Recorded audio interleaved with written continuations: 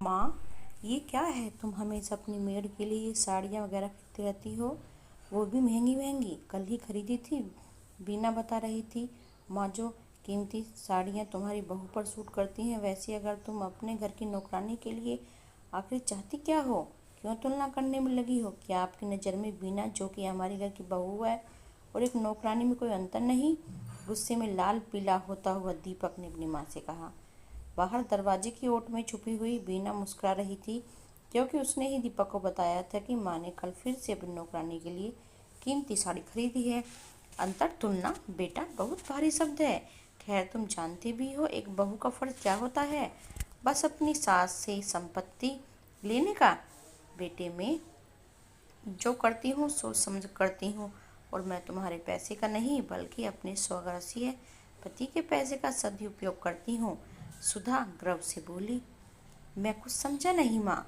तुम्हें बताया था, मगर तुम भी अपनी पत्नी के कहे पर ही। खैर, मैं बुरा नहीं मानती, जीवन साथी हो उसका, मगर बेटे, एक अच्छे जीवन साथी का फर्ज अपने साथी को अच्छा बुरा बताकर समझाने का भी होता है, केवल आंख बंद कर करके हाँ में हाँ मिलाते हुए रहने का नहीं। माँ, साफ साफ कहो ना, आखिर क्या बात है?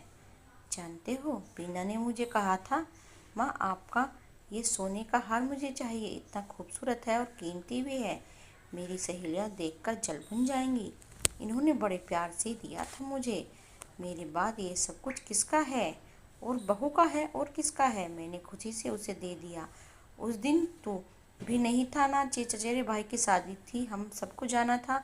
मेरे सिर दर्द हो रहा था, ये तुझे भी पता है, मगर तू तैयार होकर बाहर गाड़ी निकालकर हॉर्न बजाकर बहू को बुला रहा था, और बीना तैयार होकर बाहर आई, मुझसे बोली, मैं निकल रही हूँ मम्मी जी, आप ख्याल रखिएगा। ख्याल? उसे बस अपनी कीमती साड़ी और सोने का हार दिखाने की जल्दी थी, सास की फिक्र नहीं। जाना तो हमें सबको था ना। क्या रुककर मेरे सिर को प्यार से सहलाया नहीं जा सकता था? मुझे डॉक्टर के पास पहले लेकर जाया नहीं जा सकता था? मगर तुम्हें अपना स्टेटस मेंटेन करना जरूरी था। शादी में दोनों को ही जाना था। मेरी हालत ऐसी नहीं थी कि मैं उठकर खाना बना पाती। जब बहू को कहकर कुछ बनाकर जाओ तो बोली, रेस्टोरेंट से ऑर्डर कर लीजिएगा, तैयार होकर निकल गई। उस वक्त मेरी आंखों में पानी भर आया। जिस वक्त अपने को साथ जरूरी होता है, उस वक्त बेटे और बहू को पार्टी जरूर लगती है, अपनी माँ नहीं। तभी अपनी काम वाली आ गई और मैं दरवाजा खोलकर वापस बिस्तर पर लेट गई। अभी बेमुश्किल 5 मिनट बीते थे, वह कमरे में आ गई और बोली, आप यहाँ क्यों लेटी हो? बाहर आके बैठी ना। आपके हमेशा की तरह मीन मेक निकालने वाली बातें और मुझे किचकिच करने वाली बातें कीजिए ना माँ जी। काम में मन लगता है, और माँ भी, काम भी अच्छा होता है। अच्छा, तुम्हें मेरी किचकिच बुरी नहीं लगती? नहीं माँ जी, बल्कि मुझे तो बहुत खुशी होती है।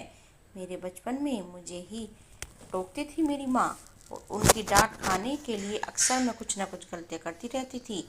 बाद में हम माँ बेटी खिलखिलाकर हंसते थे। मुझे आप में अपनी माँ की छवि दिखाई देती है। अरे चलिए ना। आज नहीं बेटा।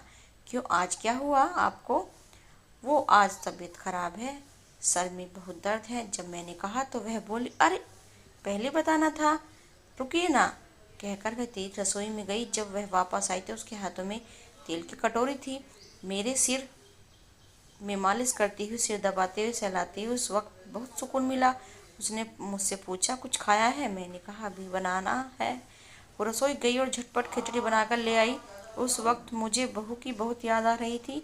माँ, मैं आपकी बेटी नहीं हूँ, बहू नहीं, बेटी हूँ।